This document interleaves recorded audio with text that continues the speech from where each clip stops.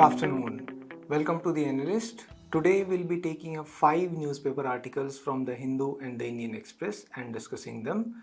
The handout for the same will be available in the description of this video for your kind perusal. Please have a look at that. The first article that we'll be taking up is related to the defense sector. As PM Modi became the first Prime Minister to fly in Tejas, the indigenously developed light combat aircraft. So we'll be discussing indigenization and exports in the defense sector.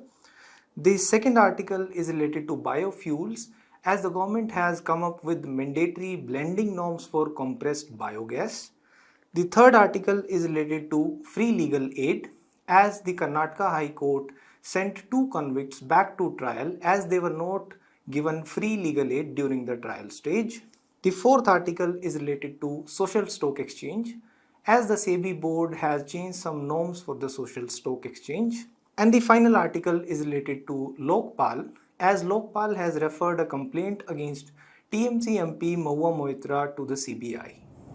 Now, the first article is related to the defense sector. The context behind it is that PM Modi became the first Prime Minister to fly on the indigenously developed light combat aircraft Tejas. Also, against the backdrop of Ladakh standoff and the war in Ukraine, the army has put in place a roadmap to promote the procurement of indigenously developed, designed and manufactured ammunition systems and weapon systems. This is important in GS3, achievements of Indians in science and technology and indigenization of technology.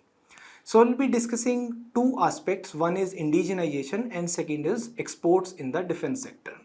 First, let's talk about the importance of indigenization in the defense sector.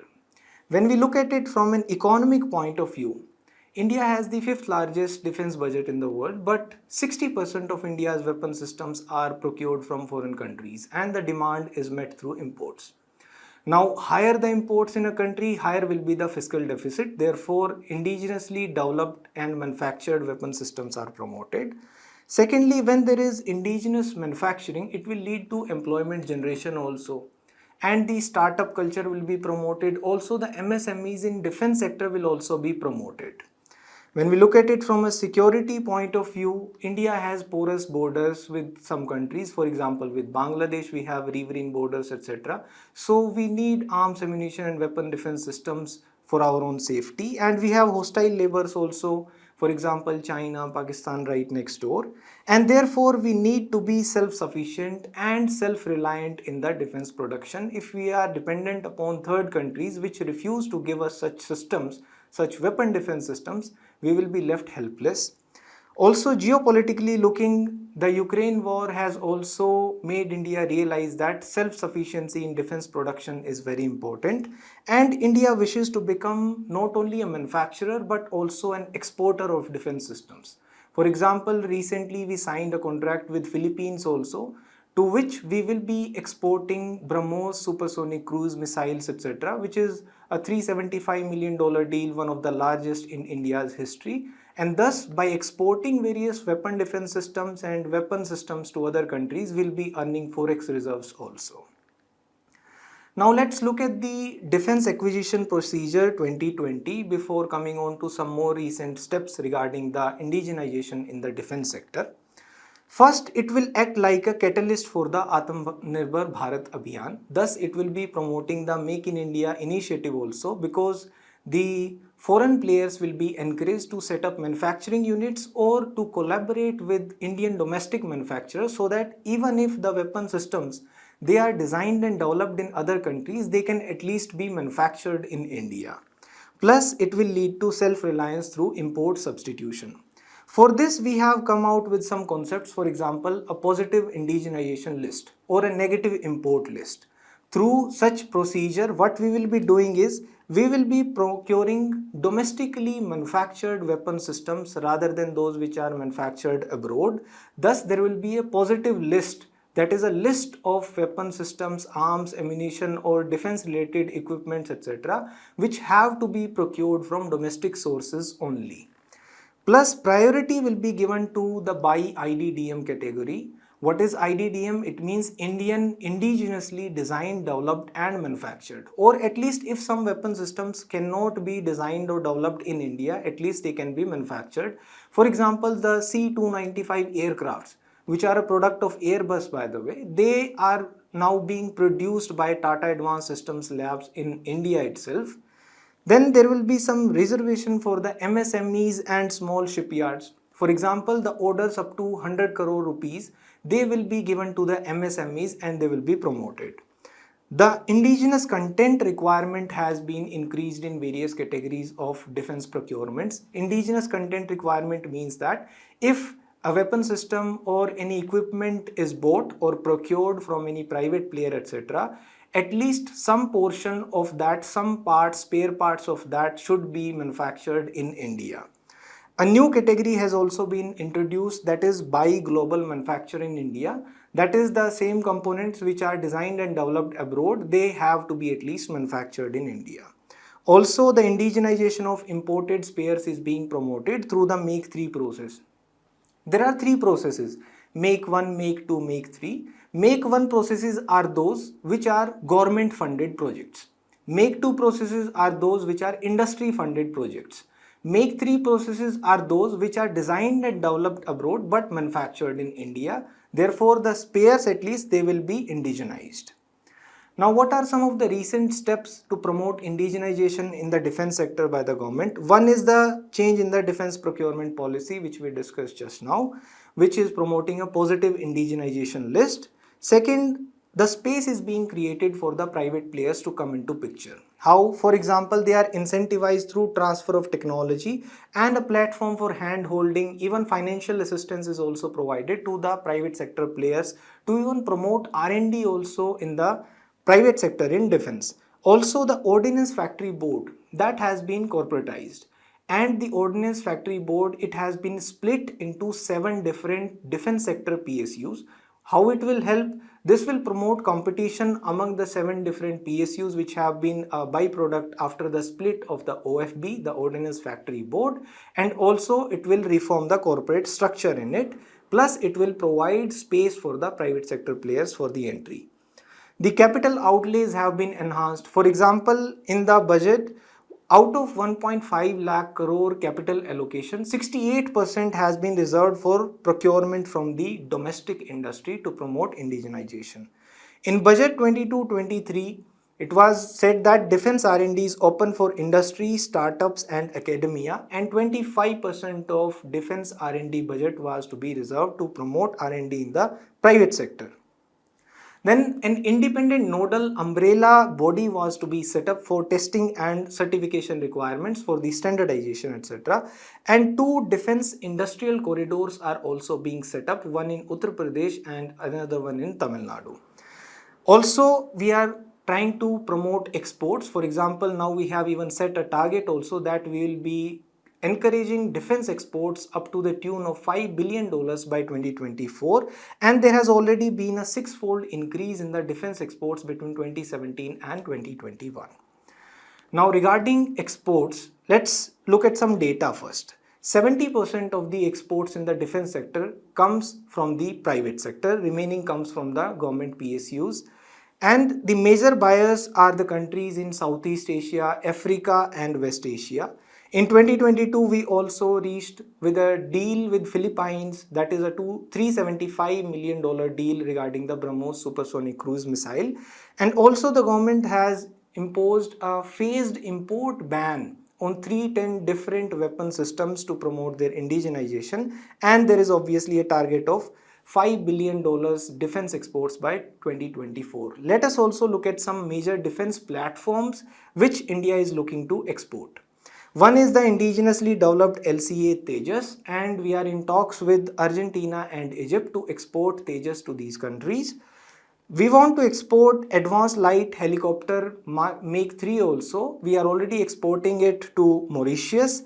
And Dornier 228 and fast patrol vessels, we are in talks with Guyana, we want to export there. And BrahMos supersonic cruise missiles, we have already exported to Philippines and we want to export to South Africa, Egypt and UAE also. Plus the DRDO developed Pinaka multi-barrel rocket launchers. also we reached with a government to government deal with Armenia. Now, what are the major export destinations? As per a report by the India Exim Bank, we are exporting mostly to Mauritius, Mozambique and Seychelles.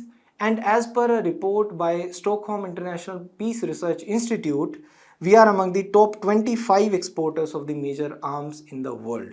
And other countries to which we are exporting include Myanmar, Sri Lanka and Armenia.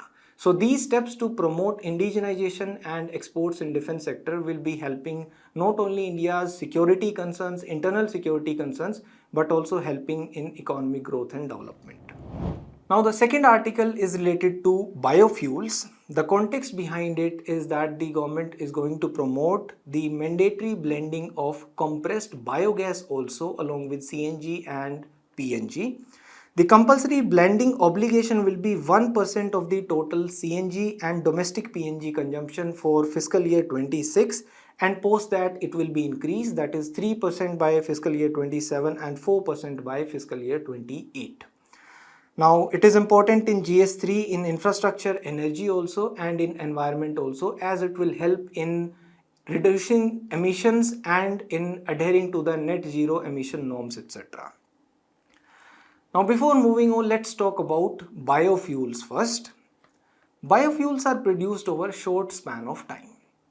Usually fossil fuels, they take a long period of time to be converted from biomass to fossil fuels, for example oil, etc., whereas biofuels can be produced quickly. And what are the various generations of biofuels? Let's talk about that first. The first generation of biofuels are those which are got from food related sources, for example rice, pulses or oil seeds, etc. But the problem in getting biofuels from the food related sources is it will lead to food security concerns. Therefore, we cannot divert all of our food crops to ensure that we are not energy scarce country. The second generation biofuels are those which are received from the non-food sources including agricultural waste, etc. And the third generation biofuels are those which are received from algal related sources. But there is a concern here also that the yield from the algae related sources to get biofuels is very less. To produce that much amount of algal biomass, it will take a huge amount of effort and time. Although the third generation biofuels, that is the biofuels sourced from the algae related sources, they have 10 times yield as compared to the second generation biofuels.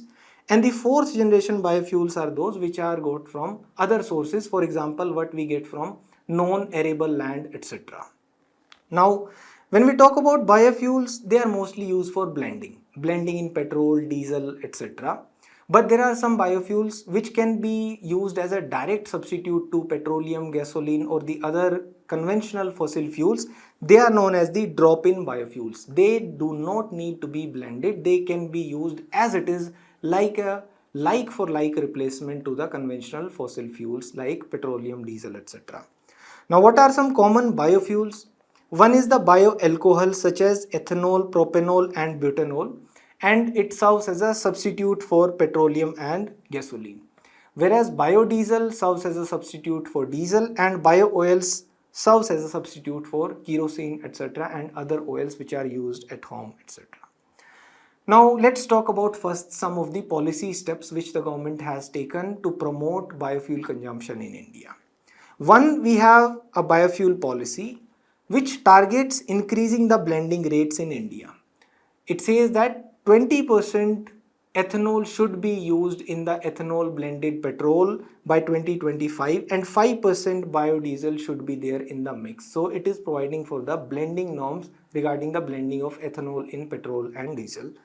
Also, a roadmap has been prepared. A report by Niti Aayog says that increase in ethanol production capacity will be required. To meet these blending requirements, we'll have to produce more ethanol. For example, now even ethanol is being generated from food related sources also, for example from sugarcane, molasses, etc. in India, to ensure that the blending norms are met. And for this we will have to increase the ethanol production from 3 billion liters to 10 billion liters. There is one Govardhan scheme also, that is galvanizing organic bioagro resources dhan. This is an umbrella scheme under which the Under the Swachh Bharat Mission Gramin Phase 3 program, the aim of this scheme is to generate wealth, to promote farmers' income also, not only produce biofuels, not only ensure energy security for India, but also to increase farmers' income simultaneously. So what we'll be doing under the Govardhan scheme? We will be converting cattle dung, agricultural residue and other organic waste into biogas, compressed biogas and biofertilizers, etc. And thus it will promote a circular economy. A circular economy is that in which even the waste is also utilized. It is not simply dumped.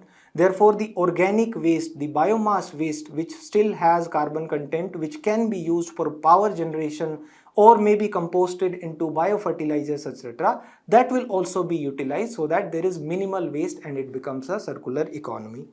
The nodal ministry for the Govardhan scheme is the Department of Drinking Water and Sanitation under the Ministry of Jal Shakti. There is one Global Biofuels Alliance also. It is an India-led initiative and it will serve as the key to energy transition and contribute to jobs and economic growth. This will be how it will be functioning. It will be mobilizing a virtual marketplace where the buyers and the suppliers, they will be connected and the demand and supply will be mapped, and therefore even the technology providers, they will also be connected to the end users. And there will be some internationally recognized standards which will be set up. Sustainability principles will be put into place and there will be regulations to incentivize the adoption of biofuels in trade and their own usage. Then what is the significance of the Global Biofuel Alliance? When we look at it from a common perspective, this will lead to easy availability of clean energy and this will lead to sustainability in the energy mix, and we won't be as dependent upon the import. For example, 85% of India's fossil fuel needs like crude oil, etc., it is met through imports. Then there will be some common global goods will be achieved through the Global Biofuels Alliance. For example, regarding climate change, there will be mitigation requirements which have to be met. For example, reduction in emissions, achieving sustainable development goals and achieving a circular economy. This will be helping. And it will be helping in securing the supply chain and affordability also. How supply chain? For example, the feedstock related supply issues and technological limitations, they will be taken care of and the policy framework will be put into place and financing will also be shared among the countries. Plus, as it was launched at a big platform, India acted like a leader and acted like the voice of the global south at the G20 summit also. And not only that, not only the political aspirations of India, even the aspirations of domestic industries will also get a boost. For example, they will be getting access to collaboration from the foreign industries and technology transfer as well as some financing from the government also. It will accelerate India's existing biofuel programs, for example, the ones we discussed like Govardhan scheme. Also, we have other schemes by the government like PM G1 scheme, SATAT, Sustainable Affordable Transport initiatives, and it will lead to increase in farmers' income.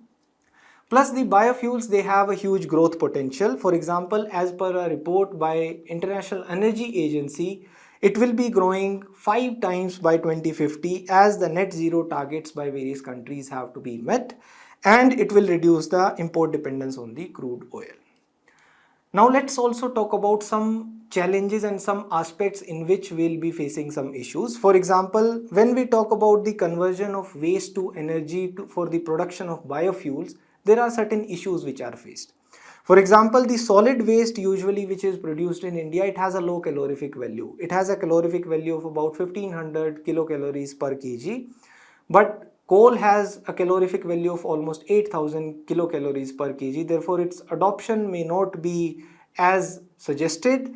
Why does it happen? The low calorific value is due to chiefly because of improper segregation between biodegradable and non-biodegradable biomass waste. And the biodegradable waste also, there are certain issues. For example, it has a high moisture content. Therefore, rather than using it for power generation for production of biofuel, it can be used for the production of biofertilizers and it can be converted into compost rather. That will be a more efficient way of its utilization. Also, the cost of energy production, when we talk about waste to energy production, it is high. It leads to about 7 to 8 rupees per unit of electricity, whereas the electricity cost, when the various state electricity boards procure electricity from thermal power plants, coal power plants, etc., it is about 3 to 4 rupees per unit only. But there is a green shoot also. For example, India has been rather successful in implementing the blending of ethanol. It's a success story which the world can also replicate. For example, we had a target of blending 10% ethanol in petrol first, which we achieved ahead of the deadline. And therefore, we advanced the deadline for Pan India 20% blending of ethanol in petrol, which is popularly known as the E20 fuel, to 2025 rather than 2030. Now, the third article is related to free legal aid. The context behind it is that the High Court of Karnataka sent back two persons convicted of rape back to trial as they were not given free legal aid during the trial stage, which is a fundamental right also contained in the Indian Constitution. This is important in GS2. Indian Constitution features amendments and significant provisions. So let's talk about free legal aid and the structure of free legal aid in India. It is provided through the authorities established at national, state and district level, that is National Legal Services Authority, State Legal Services Authority and District Legal Services Authority, and they are established under the Legal Services Authorities Act 1987. So they are statutory bodies. Now, why legal services is required? Because there are certain weaker sections also in the society. The poor people who are not able to engage advocates for themselves during trial. If free legal aid is not provided to them by the court or by the government, then they will be denied the right to a free and fair trial, which is also a fundamental right as observed by the court under Hussainara Khatun versus State of Bihar case. Therefore, such an organizational structure has been put into place. Also, Article 39A under the Indian Constitution encourages the government to promote free legal aid in India. Now, let's talk about first the organizational structure, District Legal Services Authority. It is constituted by the state governments in consultation with the Chief Justice of the High Court of the respective state, and the district judge acts as the chairman of the District Legal Services Authority. The experience, qualifications, etc. of the members of the Legal Services Authority are determined and prescribed by the state government. Now, when any chairman is appointed, he should be a member of the state judicial services and not lower than the rank of subordinate judge or civil judge. And the assistant commissioner of the district acts like the member secretary of the District Legal Services Authority. The salaries, allowances, conditions of service, etc. of the officers and employees of the Legal Services Authority at the district level, that is determined by the state government in consultation with the Chief Justice of the High Court. Now, at the national level, the National Legal Services Authority, the Chief Justice of India acts like the patron in chief. And at the state level, the State Legal Services Authority, it gives effect to the policies and directions of the NALSA, and free legal services are provided to the people. It also conducts Lok Adalats in the state. They are conducted by the State Legal Services Authority, and the Chief Justice of the High Court acts like the patron in chief, and he is the head of the State Legal Services Authority. So through these subsidiary bodies, that is District Legal Services Authority and State Legal Services Authority, various legal aid and awareness programs of the NALSA are implemented. Now, there are some government initiatives also to promote free legal aid in India. One is the Tele-Law scheme. There is a portal called Tele-Law under this scheme, and through this portal legal advice can be sought through video conferencing by people usually from the rural background, and this video conferencing facility, it is available at the common service centers at the panchayat level where anybody can go and seek free legal aid, and NALSA provides for a panel of lawyers from the state capitals. There are paralegal volunteers also who are functioning at these common service centers to help handhold the rural people. What they will be doing, first thing, every CSC common service center will engage the PLVs, and they will act like the first point of contact between the rural people and the lawyers. They will be explaining the legal advice which is tendered by the expert panel of lawyers to the rural people and helping them understand and handhold them through this legal process. This is implemented by the two ministries, MITI, Ministry of Information Technology, and the Ministry of Law and Justice. There is another scheme, Nyay Bandhu, or the Pro Bono Legal Services. What is it? It is a mobile application. It is essentially providing for a platform where a lot of lawyers, they voluntarily want to provide for legal services for free to the people who want it. And the Nyay Bandhu mobile application provides for a portal where the advocates can register and the eligible beneficiaries can connect with them, and therefore it will be practicing the advocates to register and connect with the potential clients. Now there is Telila 2.0 initiative, which is a fusion of both of these, the Telelaw scheme and the Nyay Bandhu mobile application. Now the next article is related to social stock exchange. The context behind it is that the SEBI board has allowed for some flexibility in the norms of social stock exchange. It has reduced the minimum issue size in case of public issuance of zero coupon, zero principal instruments. Now what are these zero coupon, zero principal instruments? They are almost similar to debt instruments like bonds, etc., but they are slightly different. For example, when a debt instrument like a bond is issued, then upon the maturity of the bond, the principal, interest, etc., they have to be repaid by the borrowing entity upon the maturity amount has to be repaid. Whereas in the case of zero coupon, zero principal instruments, there is no repayment of either the principal, as the word says, zero principal instrument, or even the interest, as it is a zero coupon instrument also, because this is not a loan, this is like a donation. Now the SEBI has reduced the minimum issue size from 1 crore to rupees 50 lakh by the NPOs, that is not for profit organizations. So we'll be discussing some of these norms and the social stock exchange. This is important in GS3, Indian economy, and issues related to planning, etc. Let's talk about social stock exchange first. Social stock exchange is like a separate segment within the existing stock exchange, and it is to help the social enterprises to raise funds from the public. Why it was required? This was initially proposed in the union budget of 2019, and it came to fruition in 2021.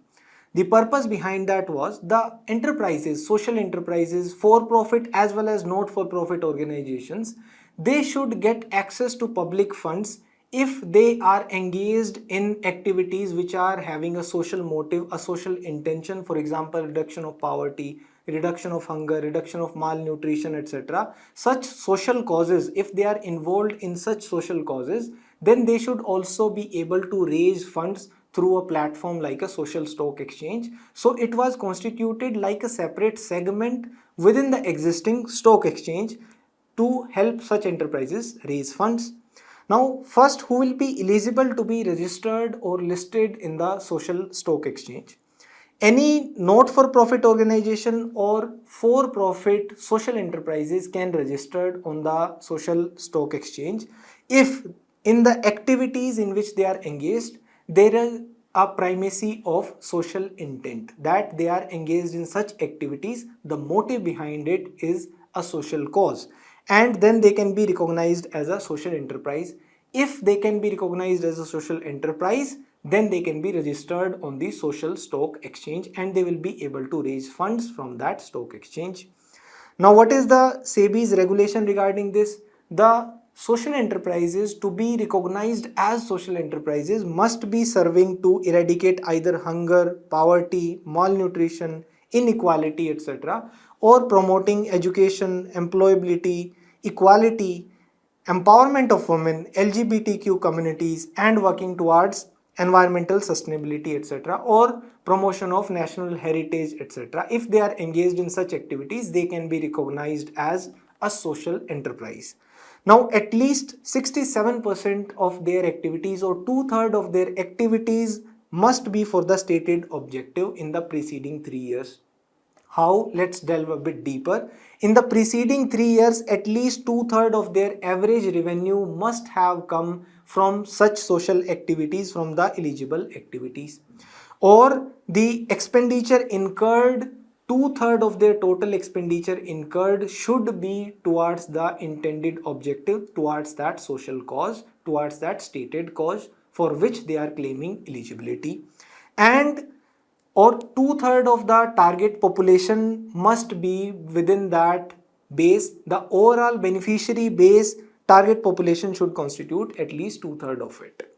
Now, who are not eligible? Corporate foundations, political or religious organizations or activities, professional or trade associations, infrastructure and housing companies, except the companies which are involved in affordable housing, they are not eligible to be recognized as social enterprises, and hence they cannot be registered on the social stock exchange. And the not-for-profit organizations will become ineligible if they are dependent upon corporates for more than 50% of their funding. These are the eligibility criteria for a concern to be registered as a social enterprise and to be registered on the social stock exchange. Now, how do they raise money? How do they utilize this social stock exchange to raise money? The not-for-profit organizations, they can issue zero coupon, zero principal instruments. We'll talk about it again. And or they can seek donations from the mutual funds, or they can issue development impact bonds. What are these development impact bonds? They are like post-dated receival of money. For example, that grant will be given after they have delivered upon the stated objective or pre-agreed objective. That can be in the form of a social metric also, for example improvement in health, education outcome, etc. Therefore the people who are giving that fund, they are like outcome funders. In the development impact bond, the person who is ultimately funding, they are like outcome funders. That is, once the enterprise shows the outcome that it has achieved the desired outcome, then only it will get money. But meanwhile also it will need some money to implement that pre-agreed goal, to achieve that pre-agreed goal. For that, who is giving money? They are known as the risk funders. So these are the ways through which the NPOs, the not-for-profit organizations, can raise money through the social stock exchange. And the for-profit organizations can go for issue of equity shares, or they also do not need to register with social stock exchange before it raises fund through the social stock exchange. Now, what are these zero coupon, zero principal instruments? Let's understand this a bit more. These are financial instruments which do not pay periodic interest, but are issued at a discount at their face value, and they mature at par. They resemble a debt security like a bond, but they are not a loan, but rather a donation. And therefore the borrowing entity does not have to pay interest, therefore it is known as zero coupon, and it does not have to pay principal amount also, therefore it is a zero coupon, zero principal instrument. Now coming on to the next article, this is related to Lokpal, as Lokpal has referred a complaint against TMC MP Mahua Moitra to CBI. This is important in GS2 in the topic statutory, regulatory and various quasi-judicial bodies. Let's talk about Lokpal first. It is a statutory body. There were various Lokpal bills which started ever since the 1960s, and finally there was a Lokpal and Lokayuktas Act in 2013 through which Lokpal came into being. But even after that, post several years only, Lokpal actually came to fruition, because there was no leader of opposition for a long time, and for the selection committee of a Lokpal, the leader of opposition in the Lok Sabha also has to be there. But after the intervention of the Supreme Court, finally the Lokpal came into being. It is an anti-corruption ombudsman, and not only at the national level, at the state level, a Lokayukta will also be appointed in every state within 1 year of the passing of the act, but still in some states, still there is no Lokayukta. What is the mandate of Lokpal? It is supposed to inquire into allegations of corruption against certain public officials, functionaries, and for related matters. That is, corruption related allegations it requires against public officials, including even union ministers, etc. What is the organizational structure? It will consist of a chairman and a maximum of 8 members. Now, among these members, at least 50% have to come from a judicial background. That is, they can be either a former judge of the Supreme Court or a former Chief Justice of the High Court of any High Court. And 50% have to be reserved for SCs, STs, OBCs, minorities and women. 50% of the total members have to come from these backgrounds. Now the chairman can be a former Chief Justice of India, whereas the members can be the former judges of the Supreme Court or the Chief Justice of a High Court or an eminent person. Now, how does the appointment take place? The Lokpal is appointed by the President and the recommendation for appointment is given by a selection committee. The selection committee comprises of the Prime Minister, the Speaker of Lok Sabha, Leader of Opposition in Lok Sabha, Chief Justice of India and a judge of Supreme Court nominated by the Chief Justice of India or an eminent jurist. Now, the term of Lokpal will be up to 5 years or up to a maximum age of 70 years, whichever is earlier. The salaries, allowances and conditions of service of the Lokpal will be the same as the Chief Justice of India for the chairperson, and for the members of the Lokpal, they will be same as the judge of a Supreme Court. Then regarding jurisdiction, it has jurisdiction upon the Prime Minister also, and obviously the Union Ministers, MPs, Members of Parliament and officials under groups A, B, C and D. Therefore, it can initiate inquiries if there are allegations of corruption against these. And the chairpersons, members, officers, directors of any board, corporation, society, trust or autonomous body, if it has been established by an act of parliament, that is, if it is a statutory body, then the Lokpal will have jurisdiction over it, or if it is funded by the central or state governments, then also Lokpal will have jurisdiction over such bodies. And any society, trust or body, if it is receiving a foreign donation of more than 10 lakh rupees in a year, then also Lokpal can initiate investigation and inquiry, etc. But there are certain exceptions which are created for the Prime Minister. One, if there are any decisions taken by the PM relating to international relations, external and internal security, public order and atomic energy and space, then the Lokpal cannot inquire into such decisions. And also, unless the full Lokpal bench considers the allegation and the request for initiation of inquiry, and 2/3 of the members of Lokpal approve for such an inquiry, then only a complaint against the Prime Minister to the Lokpal can move further and an inquiry can be initiated. That is, the consideration by the full Lokpal bench and 2/3 approval is required from the Lokpal members. Then what are the powers of Lokpal? It has the powers of superintendence over and it gives direction to CBI also. If a case is referred to the CBI by the Lokpal, then if an investigation officer is allotted, that investigating officer of the CBI cannot be transferred without the approval of Lokpal. It can authorize the CBI for search and seizure operations, and it has an inquiry wing also and a prosecution wing also. In the inquiry wing, it is vested with the powers of a civil court and it has the powers for the confiscation of assets, proceeds, receipts and benefits arisen or procured by means of corruption in special circumstances.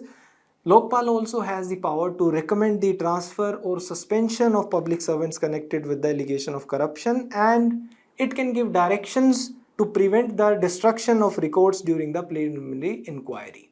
Therefore, Lokpal is quite a powerful body. Thank you.